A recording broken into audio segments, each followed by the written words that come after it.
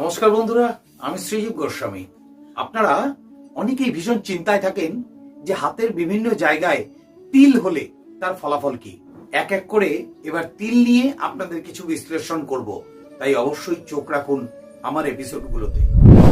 যদি এই বৃহস্পতি ক্ষেত্রে অর্থাৎ তর্জনীর নিচে এই বৃহস্পতি ক্ষেত্রে যদি তিল থাকে, তাহলে কিন্তু আপনার যিনি ঊর্ধ্বে আছেন অর্থাৎ আপনি যে কাজ করছেন সেই ঊর্ধ্বতন ব্যক্তির সাথে আপনার মতবিরোধ হতে পারে। অর্থাৎ আপনার কিন্তু ঊর্ধ্ব স্থান থেকে আপনার পতন হতে পারে। আপনি হঠাৎ প্রমোশনের আশা করছেন, কিন্তু আপনার ডিমোশন হয়ে যেতে পারে। তাই যদি আপনার বৃহস্পতি ক্ষেত্রে তিল দেখেন, খুব তাড়াতাড়ি জ্যোতিষ বন্ধুর পরামর্শ নিন, না হলে কিন্তু আপনাকে মনে দুঃখ পেতেই হবে। নমস্কার, ভালো থাকুন।